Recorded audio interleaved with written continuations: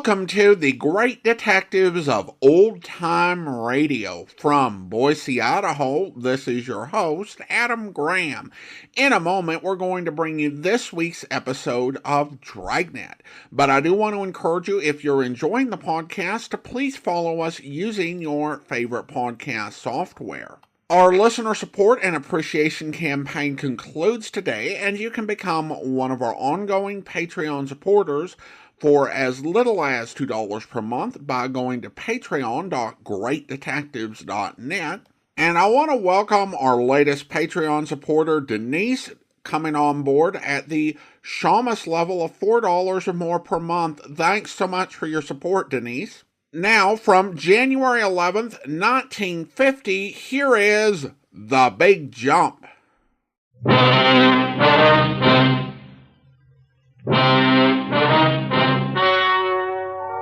The story you are about to hear is true. Only the names have been changed to protect the innocent.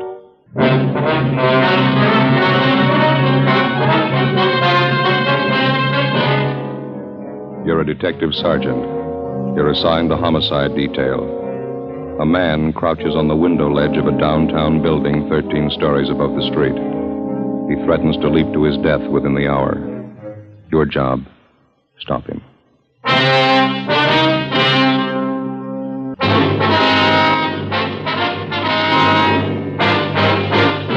Dragnet, the documented drama of an actual crime.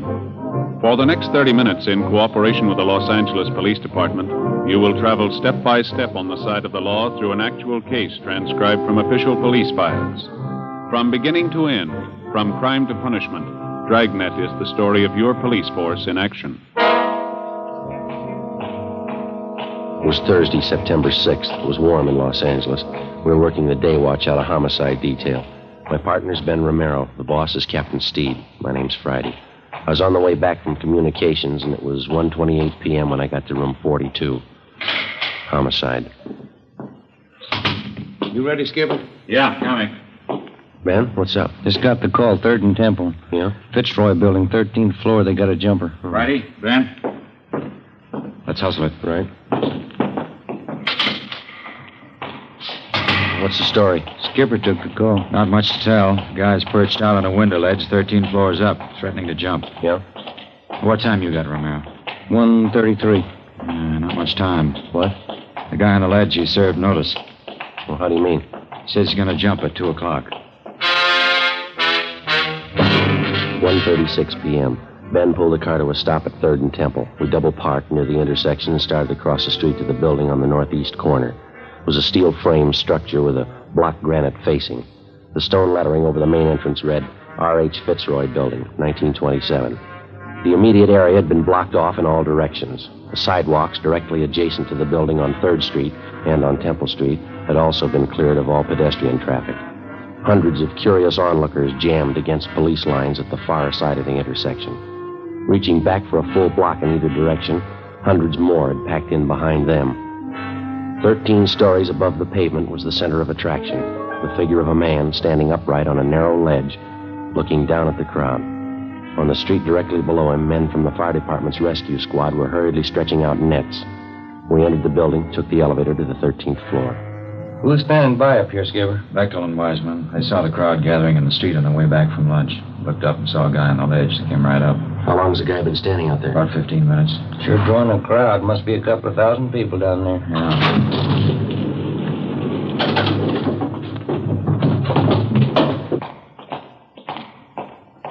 What was that room number, Friday? 1305. Yeah, it's down this way. There's Bechtel. Beck? Hi. Been watching for you. The office is down here. Okay. How's it stand now? He's still out there ready to jump. We got 22 minutes to figure out how to stop him. What's the story, anyway? I'll let the doctor tell you. Go ahead. Through here. Nurse, where'd Dr. Turner go? He went down to meet Dr. Reich. He's bringing him right up. This is Captain Steed, Homicide, Miss Lenahan. How do you do? Sergeant Friday Romero. How do you do? Nurse, how are you? Here's how he climbed outside this window here. Yeah. Right now, he's standing on the ledge about 12 feet to the right of the window. The ledge is about 14 inches wide. No other windows closer to him? No, this is it. Did you try to talk him out of it, get him back inside? We took a turn at it, yeah. Wiseman crawled out on the ledge, talked to him. So did I. It's one of the queerest jumpers I've come across. How do you mean? He's got a hammer with him, carpenter's hammer. Whenever you get close to him, he takes a cut at you. Wiseman wasn't looking for it, had to duck fast. He almost went over. Was there any other way to reach him? Double-checked the whole layout. This window's the closest. What about lowering a man from the roof? Wide piece of cornice up there, a big overhang. Put a man down on a rope, and he'd be hanging 3 feet from the side of the building. Wouldn't come close to the guy. How about this doctor you mentioned, Beck? You figure he can help? It's worth a try. Miss Lenahan, Yes, Sergeant. you saw it happen. You know better than I do what Dr. Turner's idea is. Would you fill these men in, please? Make it brief. Surely. Now, this man on the ledge, who is he, do you know? Walter Harrison's his name. He's one of the doctor's patients. His sister brought him in for a routine checkup. That was about 1 o'clock. How old's the man? 41. His sister told us he's been complaining of a backache lately. While the doctor was examining him, and Mr. Harrison flew up all of a sudden. He yelled out we were trying to cripple him, that we wanted to kill him. Oh, excuse me, please. Sure. Dr. Turner's office. No, I'm sorry, not this afternoon. We have an awful lot of trouble.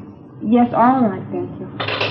Well, what happened after Harrison started to act up, Miss Lenahan? Dr. Turner and I tried to hold him. He shoved us both out of the way. He hit the doctor in the face, then he ran to the window, got out on that ledge, and crawled along the side of the building. He's been there ever since. This Harrison is a mental case? Yes, he's been for 10 years. Been in and out of the state hospital at Camarillo a couple of times. Sister Ruth's been taking care of him. She was here when it happened. Where is she now? Next door, the treatment room. Thelma, that's the other nurse. She's looking after Miss Harrison. She's pretty close to hysterics. Tried to talk to her, Skipper. Not much help so far. Mm-hmm. You say the doctor's been treating this Mr. Harrison? No, he just came in for a physical checkup. Dr. Reich's been handling his mental condition. That's where Dr. Turner is now, getting Reich. He has his office in the next building. What time have you got, Ben? It's getting short, 19 minutes to 2.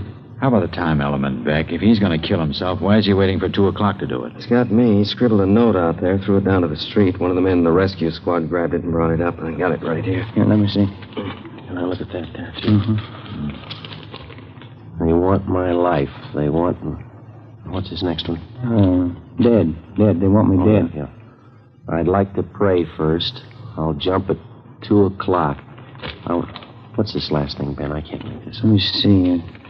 At 2 o'clock, don't touch my body. That's it. Don't touch my body. You saw the guy at close range, Beck. What do you think? He's serious? I don't know. I'm not even going to guess. How about me going out and talking to him, Skipper? It might work. It won't do any harm. That ledge is 14 inches wide, Romero. If you slip, I don't want to explain it to your wife and kid. Well, how about me giving it a try? That jumper case last October, I was on that one. It's volunteer duty, Joe. I'm not going to order you. You know the risk. Yeah, I'll watch it. You want to stand by here at the window, Ben? Yeah, okay. Let's get that window up, huh? Those blinds. Yeah. Those blinds up. Okay. I'll give you a hand with the window. All right. Come on. Up she goes. Oh, stuck. Yeah, it is. All the way up, huh? Here it goes. Okay. Be careful now, huh? Yeah, I will. Joe, Yeah, Beck. don't forget about that hammer the guy's got. It's just my guess. Yeah, what's that? The guy might want to die. I don't think he wants to do it alone. 1:43 p.m. If we could take Walter Harrison's word for it, we had exactly 17 minutes to talk him into a change of mind before he plunged to his death on the pavement 13 stories below. I crawled out of the window and started inching my way along the narrow ledge. Went slow. I kept my eyes on Harrison. He stood about 10 feet away from me, looking down at the crowds jamming the streets below. I edged along to within 8 feet of him. He didn't seem to notice me. He was a fairly tall man, about 5'10", medium build, dark hair. He was wearing gray pinstripe trousers, a white shirt, no coat, no necktie. I got to within 6 feet of him. He raised one arm and made a motion with his fist at the crowd below. Animals! You dirty sack of animals! You won't touch me! I'll jump right through you! You won't even touch me! I kept edging toward him. He still didn't seem to notice me. He turned his body a little. Kept pounding the side of the building with a hammer. I got a look at his right hand. In it, he held the carpenter's hammer. I got to within 5 feet of him. An airliner passed overhead. Harrison looked up. He muttered something, then he turned. He saw me. I'm going to kill you. It's all right with me, Walter. Why do you want to kill yourself? You're only going to hurt people. You don't care about people. You don't care about me. What am I doing out here? Well, you got it wrong, Walter. A lot of people care about you. They want you back inside. They want you where it's safe. You're another one of those. You want to get your hands on me. You want to grab me. Well, you're not. I'm going to kill you. It's all right, Walter. You can kill me. I want to help you first. You stay back. Don't you move anymore. I got this hammer, and I'll smash your face with it. I'll smash it. I only want to talk to you. I know we can straighten this out. I'll do it my way, you understand? My way. I know who you are. You've been after me before. I know what it's all about. Yeah, I know you do, Walter, but you got it wrong. Now, look, you're going to jump off this building at 2 o'clock. That's in 15 minutes. That's right. You bet I am. All right, now, let's talk it over for 5 of those minutes, huh? Can't do any harm. I'm not going to hurt you. How about it, okay? Why should I talk to you? Because I care about what happens to you. So does your sister. So do a lot of people. Well, then you're like a lot of people. You want to get your hands on me. Like those animals down there, the whole dirty pack of them. They want to grab on them, get all around close and put their hands on me. Well, they're not going to do it. Of course they're not. Nobody's going to hurt you. You know that, don't you? You bet your life they're not. You see that dirty pack down there? Well, they don't know it, but I'm going to jump right through them. I'm going to jump right through all of them. They won't even touch me, and I can do it right now. Wait a minute, Walter. Don't forget your promise. What are you talking about? What promise? 2 o'clock. You wrote that down yourself. You said you wouldn't jump until it was 2 o'clock, didn't you? That was no promise. I just wrote it down, that's all. Just 2 o'clock. Yeah. Well, your sister believed it. We gave her the note. She says that you promised. Now, you going to make a liar out of yourself? You're the liar. Ruth didn't say that. She didn't say it was a promise. You got to take my word for that. All right, let's go in and ask her. How about it? See Ruth inside? Sure. Come on. Come on, take my hand, Walter. All right. All right, I'll take your hand. Watch your step. Look out, will you? You get back. Get back. Now, next time I won't miss. I'll smash your whole arm. You think you're pretty smart, don't you? You're trying to trick me. Well, I told you before. I know who you are. You're trying to get your hands on me. You promised your sister 2 o'clock. You're still going to break that promise? I'm not like you and that pack down there. I don't break promises. Everybody knows that, Walter. They trust you. Now, come on. How about talking this thing out? What time is it? 1:46. 14 minutes to go. You're lying. How do I know that's the time? Well, you can look at my watch. Here, right here. No, you stand back. I told you before. You stay away from me. I just wanted to show you the time, that's all. All right, you can look at that big clock up the street, see? The one on the side of the Hobart building up there? 14 minutes. How do I know that's right? How do I know they're not in with you, too? You already said it. Big company. They don't care about you or me. They got a business to run. Their clock. They don't care what happened. No, of course not. They don't care. All right, well, I'll just keep an eye on that clock. All right. You don't mind if I talk while you wait, do you?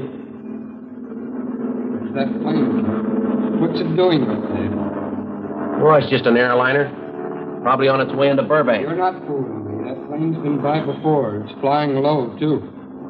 Yeah, I guess I didn't notice it. Well, what difference does it make? Probably watching. Flying back and forth. Maybe they're the police. They're trying to do something. They're trying to get their hands on me. Well, let's see. Yeah. Might be their plane. It's a big one. Sure, they're trying to do something. Coming right by here, flying low. It's the same one. I can see. Look, you see there on the wing? Yeah, what's that? The number right there on the wing. It's the same one that passed over a few minutes ago.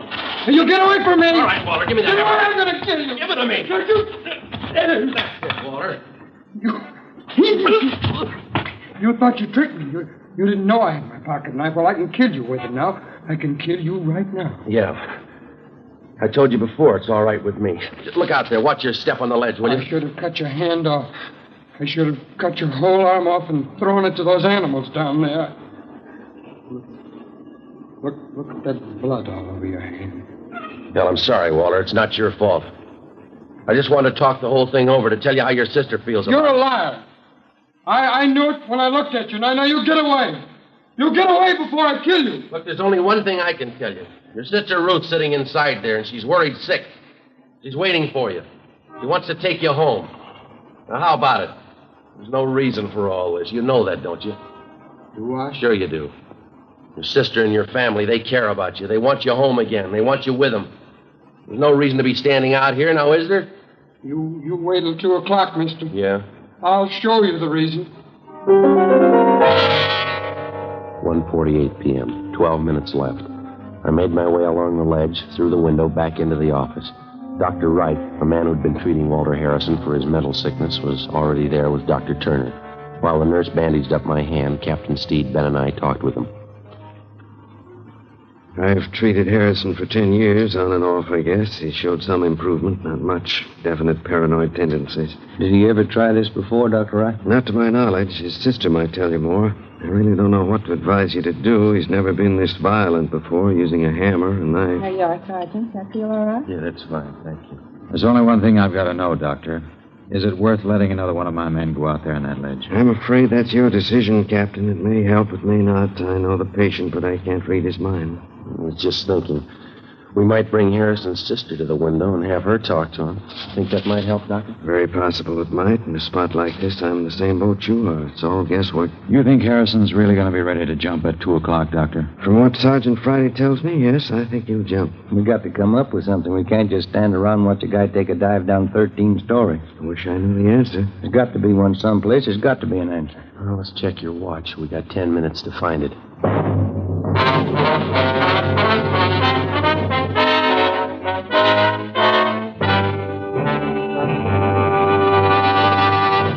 You are listening to Dragnet, authentic stories of your police force in action.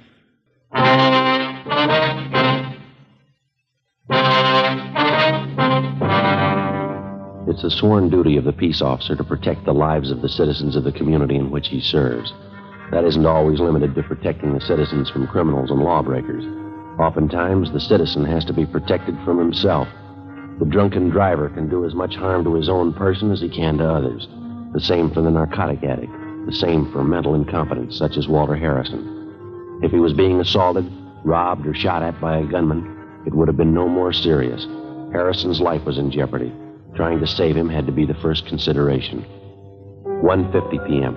Sergeant Jack Wiseman inched his way out on the ledge of the 13th story and kept Walter Harrison busy talking. Anything to keep his mind off the jump. Captain Steed got on the phone and talked to the manager of the Hobart building, a 12-story structure 3 blocks away with a large clock set into either side of it. The same clock Harrison was keeping time by. Yeah, that's right, just so you don't make it look too obvious. Okay, Mr. Walsh, thank you. They're going to do all they can. Let's hope it works. Yeah, what'd he say? They're going to start slowing down the clock in the building right away. If Harrison goes by that time, it's going to be a long 10 minutes. Well, how much they figure they can stretch it? About 5 or 6 minutes without making it look too obvious. We can sure use it. Let's hope Harrison doesn't catch on. Manager said they'll stop the clock when it's a minute to go. It'll never reach 2 o'clock. Skipper. Yeah, Romero. I just checked with the rescue squad down the street. They're stringing out more nets. Yeah? They're not guaranteeing anything. How do you mean? They're worried about those ledges jutting up from the building every other floor. They say if Harrison jumps close enough, he's bound to hit one of them. If he does, he'll be dead before he reaches street level. Nets down there won't do him any good. Well, nothing we can do about it. Something else we'll have to hand over to luck. Did they come up with any ideas, Ben? Just one. Sounds like it could work. What's that? They figured like we did. The overhang on the roof is too wide to lower a man directly down on top of Harrison to grab him. Yeah? They think it might work if they try this.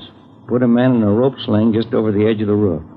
Lower him down toward Harrison as close as possible without tipping him. Give him a good line. Let him try to rope Harrison. I don't know. They got any candidates to try it? Yeah, one. The guy's been on the rescue squad for years. Supposed to be an expert with a lasso. Captain? Might do it. I don't know. Yeah. What happens if he misses Harrison? Who knows? What happens if Harrison jumps? Captain? I just got off that ledge in a hurry. He came at me with that knife. Is he any closer to the window? Backed off again. Something else, that clock in the Hobart building. Yeah? Pretty sure he's wise to that gimmick. He's given it up. What do you mean? The 2 o'clock deadline. He's not going to wait for it.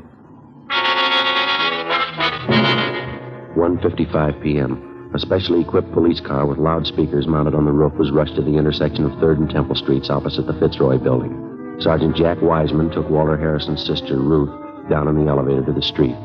She got on the police car microphone and started talking to her brother over the loudspeakers. Word was passed to the special detail of men from the fire department's rescue squad standing by on the roof of the building. They went to work. Captain Steed went up to the roof to see if he could assist them. Ben and I waited in the office on the 13th floor. The nurse, Miss Lenahan, and Jean Bechtel were with us. 1:57 p.m. The men on the roof started to lower the man from the rescue squad in a rope sling. He held a double-strength lasso in his hands. The end of it was wrapped around his body and tied securely. Ben and I watched from the window. We looked along the narrow ledge. Walter Harrison stood erect and motionless, an open pocket knife in one hand, his feet poised on the brink of a 13-story jump. The voice of Harrison's sister drifted up from the loudspeakers down on the street. Walter? This is Ruth, Walter. Can you hear me? This is Ruth.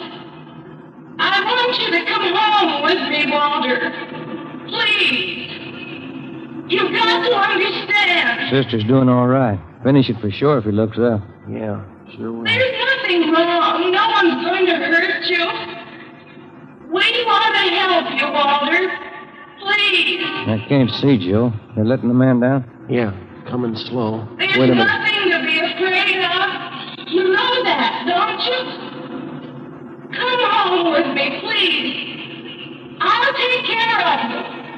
I'll see that you're safe. That you're all right. Joe, how's Harrison doing? Can you see? Yeah, he's looking down, not moving at all. Nobody's gonna hurt you, believe me.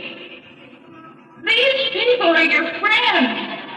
They want to help you. Can you hear me, Walter? They want to help you. That's it. What? Man coming down on the rope. He's just above Harrison now. They're your friends. You can trust me, your sister Ruth.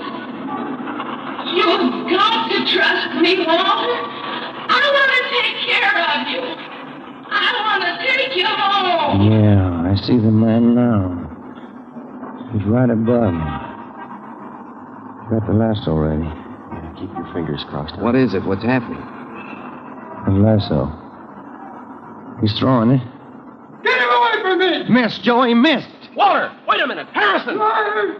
No, you're lying! Get him away from me! Get him away! Pull that man up! Pull him out of the way! That doesn't. Oh, he's still on the ledge. I'm going out. Joe, wait a minute. Yeah? It's only a chance. Yeah? Why don't you get him mad at you? Say anything, insult him. Well, I'll try. Anything to make him go for you. If you can get him down to this window, I can grab him. If I get him by the window, I'll hold on to him, huh? Yeah. When you grab him, try to lean as close to the building as you can. There's not much to lean on the other way. 1:59 p.m. I got through the window and out onto the ledge. The crowds jamming the streets below had swollen to almost twice their size. A few blocks away, the big clock on the side of the Hobart building read 5 minutes to 2, but Harrison wasn't looking at it. He still had his eyes fixed on the pavement 13 stories beneath us. He'd torn off his collar and his shirt was ripped open at the neck. He waved his arms and shouted at the crowd below as he tottered along the ledge toward the corner of the building, away from the window that I was supposed to lure him into. In his right hand, he still held onto the open pocket knife. You're not going to get your hands on me. You're not even going to get close. Wait a minute, Harrison. Watch it. You watch me, mister. I'm going to jump right through them down there. Those dirty animals. You just watch. All right, wait a minute. I got a message for you from your sister Ruth. Now, do you want to hear it? You won't get your hands on me. None of you. I'll see you later, mister. You're a phony, Harrison. You're a phony liar. I'm a what? You heard me. You're not kidding anybody. You don't think I can jump, huh? Well, you just what? Anybody can jump. Any phony can do that. What? It doesn't take anything. Those animals down there in the street, any one of them could do that. You're just like one of them. I've still got this knife. I've used it before. I can kill you. You couldn't kill anything. You haven't got the guts. You're a phony. You're a liar. You're a rotten liar. I can cut you to pieces. Oh, you talk big, Harrison, but you're all talk. I can cut you to pieces. You haven't got me fooled, mister. Not for a minute. I'll cut you to pieces. You haven't got half the nerve. You're a phony and you know it. You're a rotten liar. You stand still. Go on. You stand still and I'll show you. Oh, you talk a real good game, but that's about all. You're all talk. I'll show you. I still have my knife and I'll kill you right now. Yeah, sure you will. You're backing away. You're afraid. You're a phony, Harrison. Nobody's afraid of a phony. I'll cut you up good. I'm waiting for you. Come on. What's the matter, Harrison? You're not waiting. Stand still and stop backing away. Now stop! I tell you, you come and get me, huh? Haven't you got enough nerve? You're just talking again. All talk, huh? That window. You've got to stop by the window, and then I'll cut you to pieces. All right, Harrison. Here, now you go ahead. Prove you're a phony. Right. I'll show you. You rotten liar! All right, Walter, now drop it! I can't kill you! You rotten liar! I'll get you to pieces! Drop it! Joe, look out! Grab them! They're gonna fall!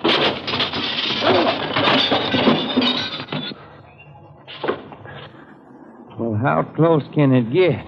Yeah. Nurse? That was just wonderful, Sergeant, both of you. Are you all right? Yeah, fine. Would you mind getting Captain Steve for us, please? You know who he is. Oh, surely, right away.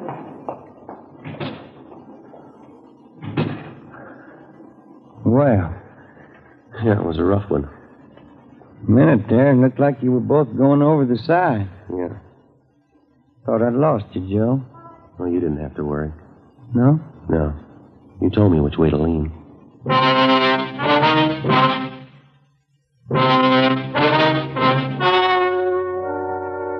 The story you have just heard was true. Only the names were changed to protect the innocent. On September 10th, a sanity hearing was held at the County Hospital Psychopathic Ward, City and County of Los Angeles, State of California. In a moment, the results of that hearing.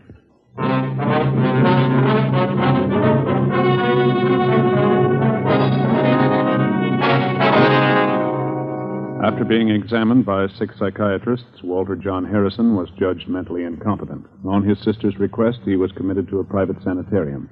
7 months later, Harrison took his own life by hanging.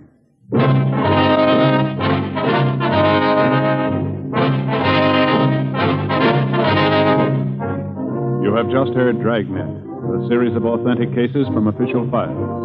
Technical advice comes from the Office of Chief of Police W.H. Parker, Los Angeles Police Department.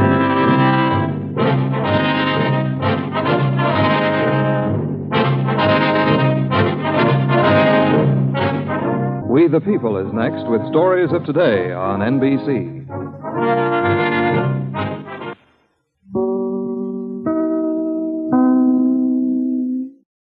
Welcome back. Really a great episode, and different from your typical Dragnet story.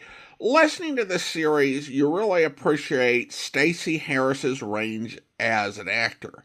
He plays a lot of criminals, madmen, ordinary citizens, occasionally other police officers, but they're not all the same. A great example of this is this episode, because most recently, on Public Domain Video Theater, we featured The Human Bomb, the first TV episode of Dragnet, where he played another character who was a bit disturbed in Vernon Carney, who was threatening to blow up City Hall. However, it's a very different performance, as Carney's more of a monomaniac, and the man in this story is more paranoid and disturbed in so many ways. One big rule of modern storytelling is show don't tell, and Friday's explanations of why the police do things they do tend to violate that rule. But nevertheless, I think it's helpful as it communicates information that explains the actions in a way that I think are hard to otherwise. You can imagine a listener thinking, okay, it's horrible that this guy's going to jump, but you tried to talk him down. He's violent. He's determined to jump. What are you guys doing risking men trying to save someone who doesn't want to be saved? Friday's explanation makes their point of view clear. It's like any other citizen in danger. Part of the job is being willing to put your life at risk in order to protect the lives of citizens. And if you're not willing to do that, you don't really belong on the police force.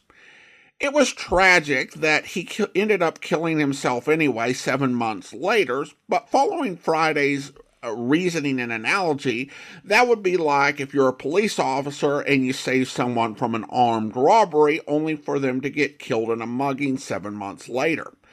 I also like the part at the end with Friday's remark that he was going to be all right because Romero had told him the right way to lean.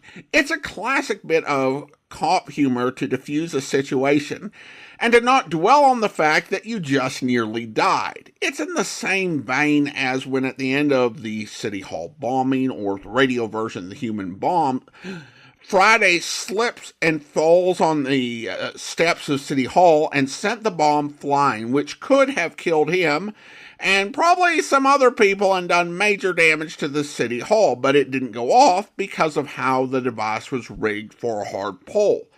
And Romero just kind of stood over him and said, "Clumsy."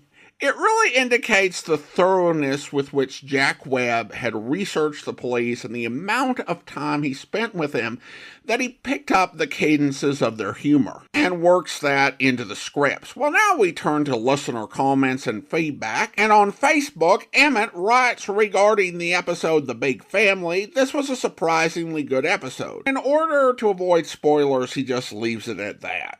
And regarding the episode The Big Break, Catherine wrote, "I thought this episode showed the police in a good light.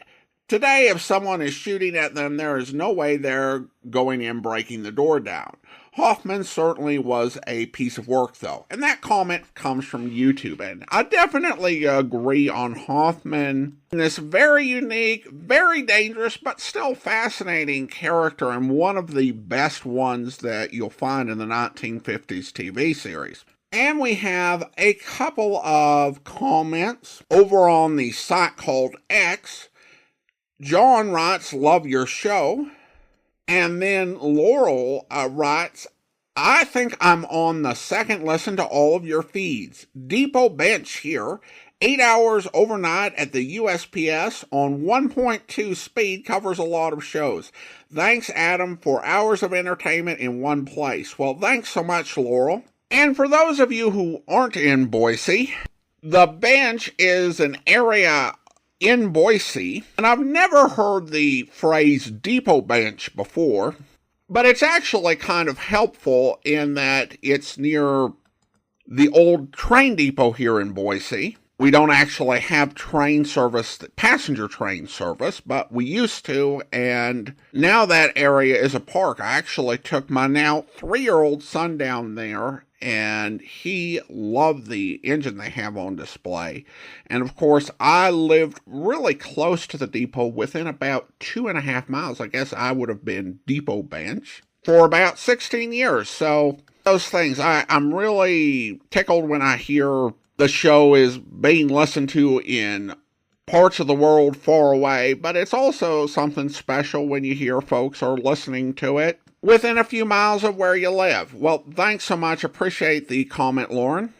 Well, now it is time to thank our Patreon supporter of the day, and I want to go ahead and thank Emily. Emily's been one of our Patreon supporters since February 2021, currently supporting the podcast at the rookie level of $2 or more per month. Thanks so much for your support, Emily. And that will actually do it for today. If you're enjoying the podcast, please follow us using your favorite podcast software. And if you're enjoying the podcast on YouTube, be sure to like the video, subscribe to the channel, and mark the notification bell. We'll be back next Saturday with another episode of Dragnet, and join us back here next Tuesday for Hot Copy. But we will be back tomorrow with our 4,650th episode special, where... All right, Doc. Now it's your turn. You mentioned the letter. Yes. Yes, here. Read it. You quacks are all alike, murderers. Honest people aren't safe from butchers like you. If the law won't punish you, I will, the Avenger. Well, she went to a lot of trouble, didn't she? Cut out all the letters from the magazine. She? Reads like a woman. Could be a man, of course. I suppose you've handled this, haven't you? Well, you mean fingerprints? Mm-hmm. Well, yes, I guess so. I didn't know what it was, of course. Well, it doesn't matter, Doc. She probably wore gloves. I wouldn't worry too much about it. You wouldn't worry about it, no. No, it's not addressed to you. No. Take it easy. I only meant... Well, we get hundreds of poison pen stuff like this every year. 99% of them turn out to be crank letters. And the other 1%, Lieutenant, what do they turn out to be? I hope you'll be with us then. In the meantime, send your comments to box13@greatdetectives.net. Follow us on Twitter at Radio Detectives and check us out on Instagram, instagram.com/greatdetectives. From Boise, Idaho, this is your host, Adam Graham, signing off.